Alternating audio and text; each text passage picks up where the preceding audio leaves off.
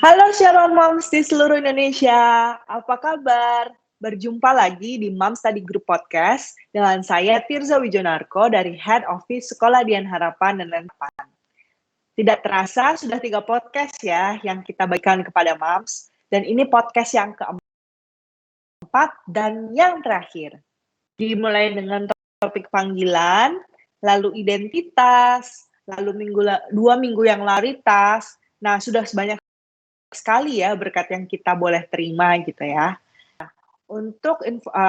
Dan hari ini gitu ya, kita akan membahas tentang topik penyembahan.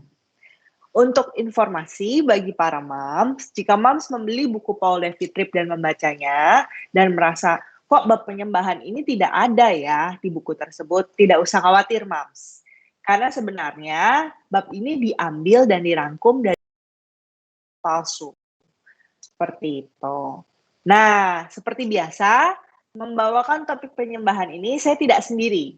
Di sini saya ditemani dengan seorang ibu, seorang learning support yang melayani di salah satu sekolah Dian Harapan, dan juga seorang psikoterapis dan konselor profesional. Siapa lagi? Ibu Sinta. Halo Ibu Sinta, apa kabar? Halo Tirsa, apa kabar baik? Kabar baik? Iya, baik Bu. Iya, sehat-sehat sekali. Sehat Bu, puji Tuhan. Dengan apa yang terjadi saat ini, Tuhan pelihara. Amin. Amin. Iya Mam, senang sekali bisa bertemu dan berbincang dengan Ibu Sinta hari ini. Ibu Sinta ini senior sekali ya. Saya sangat belajar banyak dari Ibu Sinta. Salah satunya Bu Sinta ini juga kan tadi dia merupakan seorang konselor profesional dan seorang psikoterapis. Jadi beliau banyak menangani masalah-masalah konseling ya Bu. Iya, betul. Betul Tirsa. Berhubungan dengan keluarga, anak, orang tua, begitu ya.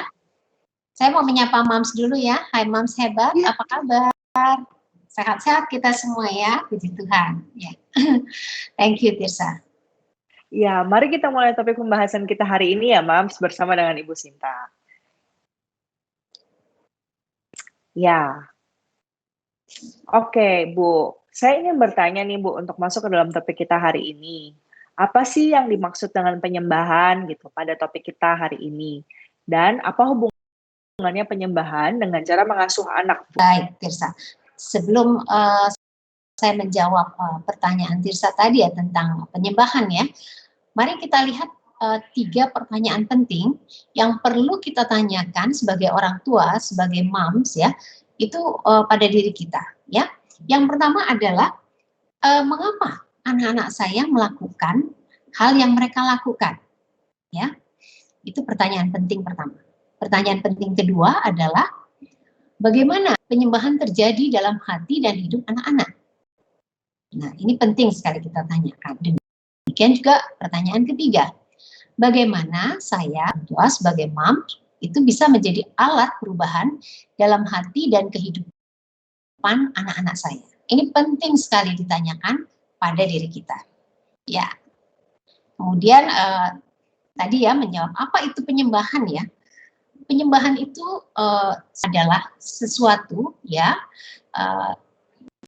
Kalau orang dulu orang seringnya berpikir secara formal ya, dikaitkan dengan fungsi religius ya, tapi sebenarnya penyembahan itu dilakukan oleh setiap orang setiap hari ya, menurut David Tripp, sesuatu yang kita lakukan setiap yang merupakan satu keinginan batin ya untuk mengagumi dan takjub akan sesuatu, keinginan untuk dipuaskan, merupakan suatu pencarian sepanjang hidup dan dorongan untuk mencari dan memberikan identitas pada kita.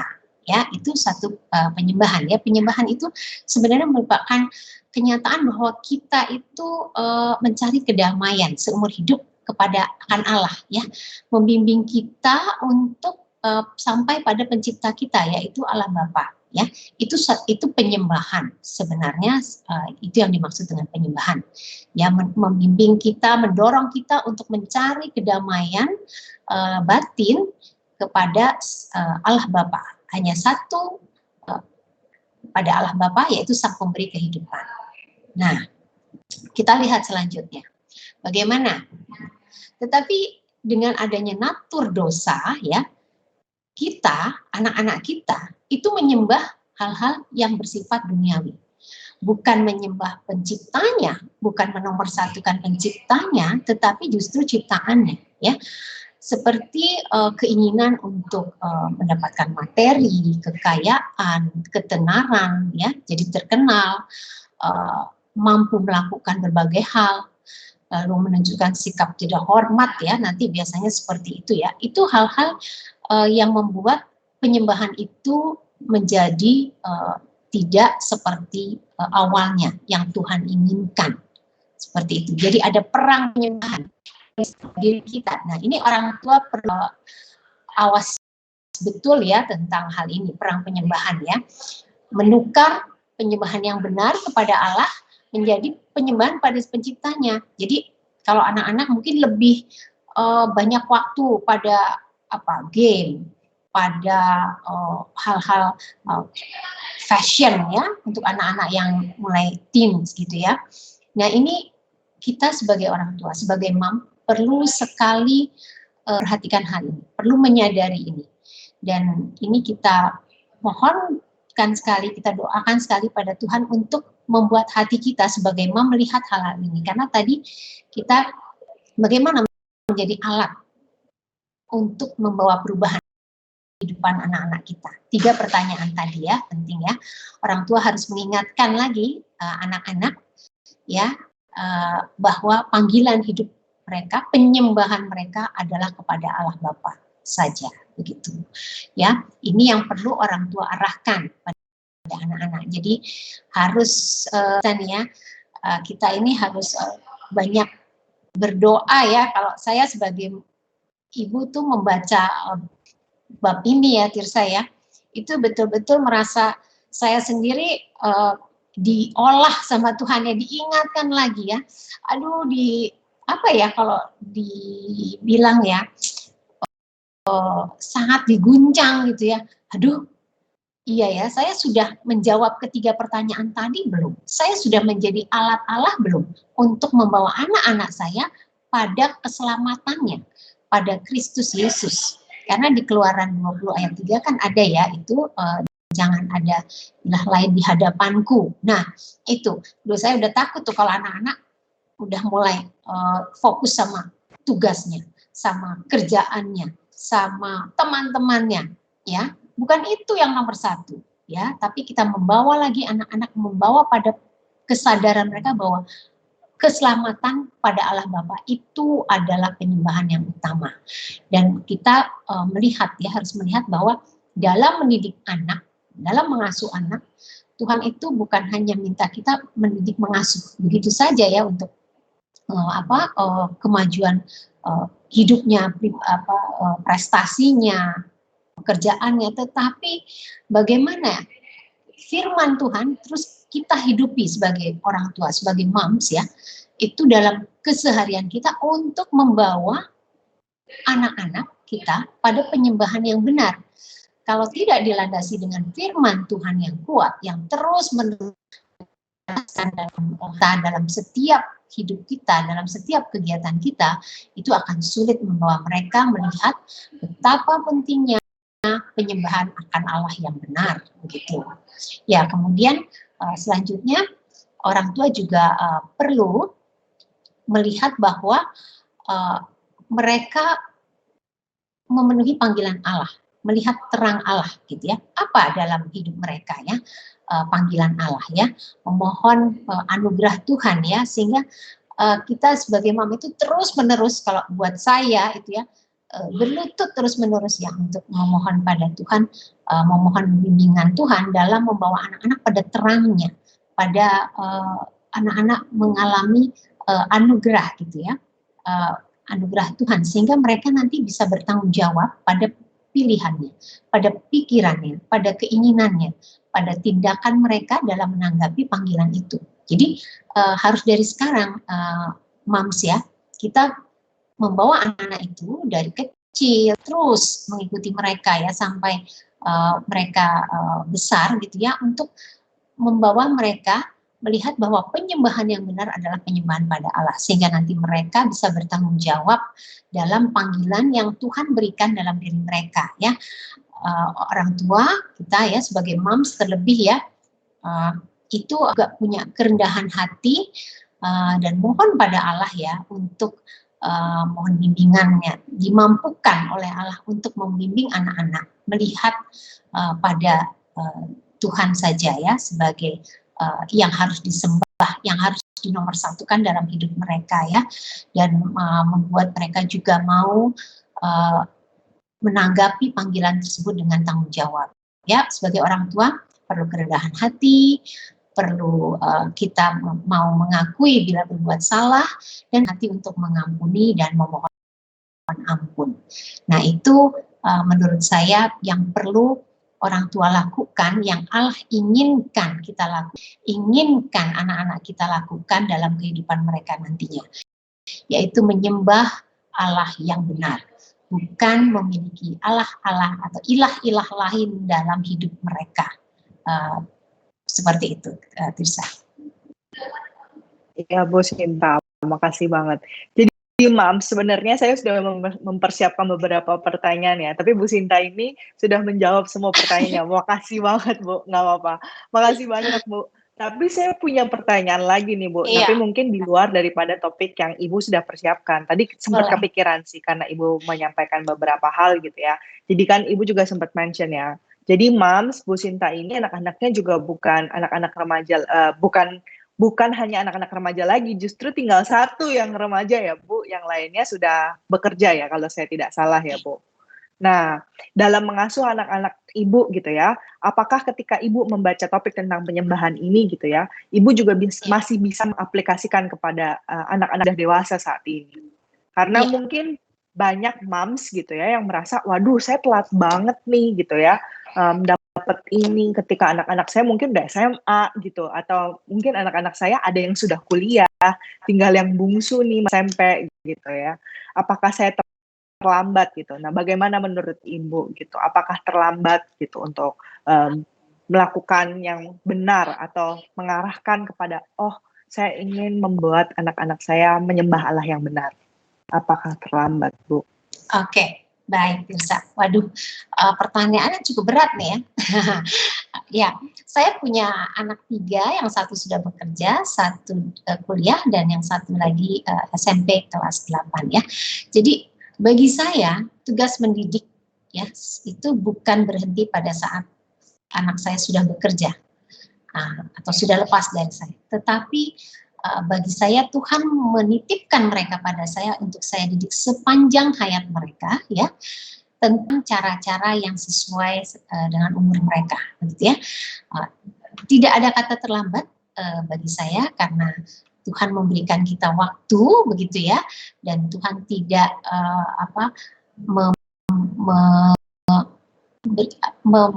membatasi kita bahwa sudah cukup sampai SMA saja waktumu, tidak seperti itu ya. Jadi bagi saya mendidik itu terus ya dalam Tuhan itu ya. Anak saya yang paling besar pun yang sudah bekerja ya itu sering saya ajak bicara. Kami sering bertukar pikiran.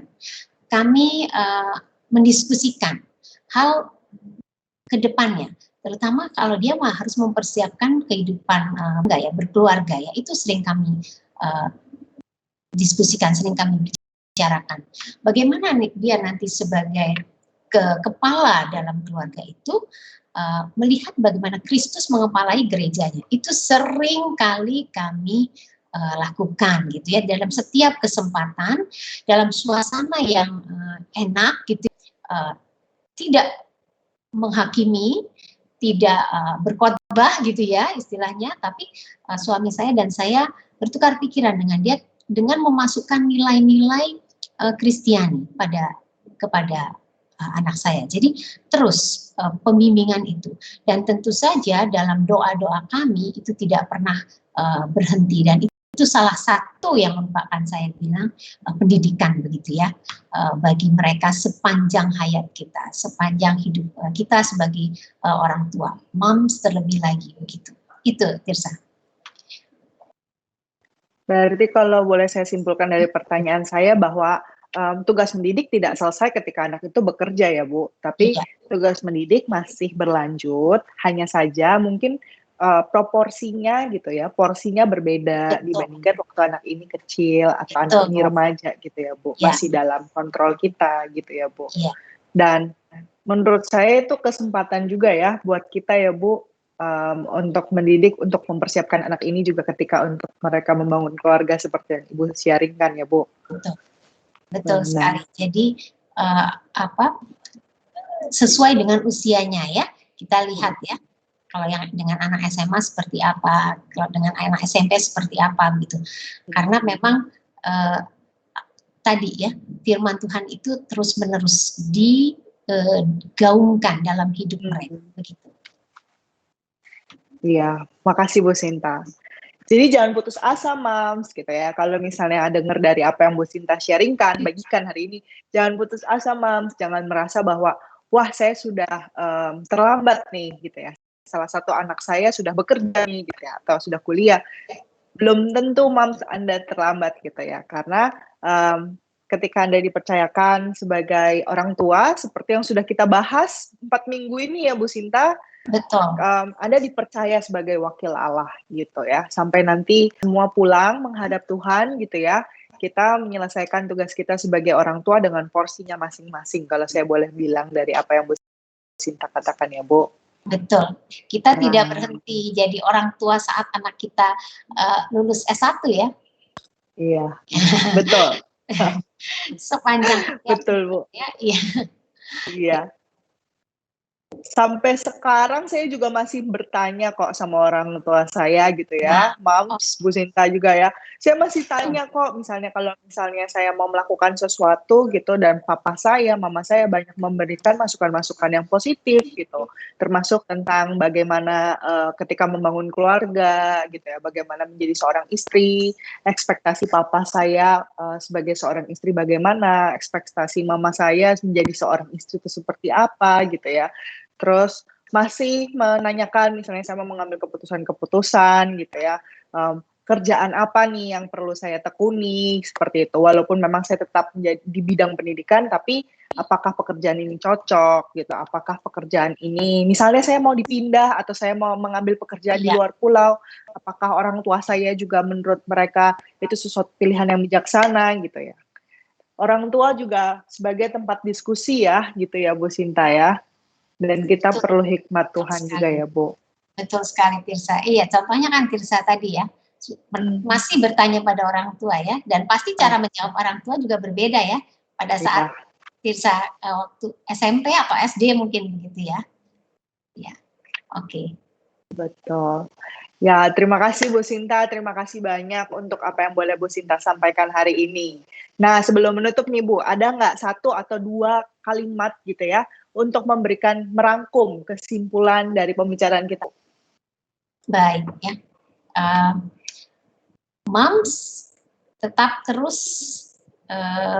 bersama anak-anak ya, berjuang untuk mendorong mereka, membimbing mereka, mendidik mereka dalam Tuhan, melihat dan merasakan atau selanjutnya memberikan apa ya, menyembah ya, melakukan penyembahan yang benar ya, membawa anak-anak kita terus kepada penyembahan yang benar, yaitu Allah Bapa. Bukan hal-hal lain, bukan yang bersifat keduniawian, dan tetap terus kita mohon anugerah Tuhan untuk memampukan kita anak-anak pada penyembahan yang benar, yaitu Allah Bapa di surga. Semangat dan Tuhan memberkati. Terima kasih banyak Bu Sinta sudah mau berbagi, sudah mau sharing tentang apa yang insight-insight yang Ibu dapat dari buku Paul David Tripp. Sama-sama Tirsa, terima kasih sekali kasih kesempatan. Thank you Moms, berjuang terus. Gitu ya. Ya. Betul sekali seperti apa yang sudah Bu Sinta katakan, Moms gitu ya. Dan seperti yang sudah saya bilang sebelumnya bahwa ini podcast terakhir kita ya. Tidak terasa ya, Moms sudah masuk ke dalam podcast terakhir gitu ya. Tapi bukan berarti hari terakhir kita belajar kita juga berhenti belajar dan bertumbuh gitu ya, Mam. Seperti yang ada di slide gitu ya, seperti yang sudah saya tuliskan di slide, tetaplah saling berbagi, saling mendukung dan mendoakan Mams gitu ya. Jadi jangan berhenti di sini gitu ya. Nah, terima kasih banyak untuk Mams yang sudah setia membuka hati dan telinga untuk diajar lewat firman Tuhan, dan juga di saat yang bersamaan berbagi MSG Podcast kita ini dengan teman-teman Mams yang membutuhkan. Saya yakin bukan hanya Mams yang terberkati, tapi rekan-rekan Mams pun juga terberkati gitu ya. Nah, mari saling terus memberkati satu sama lain. Jangan berhenti sampai di sini. Seperti yang Bu Sinta juga sudah katakan, dan saya juga ingin ingatkan kembali, jangan berhenti sampai di sini ya Mams. Dengan tidak henti membagikan MSG Podcast kita bersama, dan juga bagikan pengalaman Mams dengan rekan-rekan atau saudara-saudara Mams gitu ya. Jadi jangan hanya dibagikan saja MSG Podcast-nya, tapi Mams juga bersaksi apa yang Mams sudah lakukan di keluarga Mams, berkat apa yang Mams dapat, dan pelajaran-pelajaran apa, teguran Tuhan apa gitu ya, yang Mams dapatkan selama pembelajaran kita, yang dapat memberkati saudara-saudara atau rekan-rekan Mams sekalian. Jangan berhenti belajar, jangan berhenti berbagi, dan jangan berhenti saling mendoakan. Sampai jumpa di kesempatan yang lain, dan Tuhan Yesus memberkati Mams.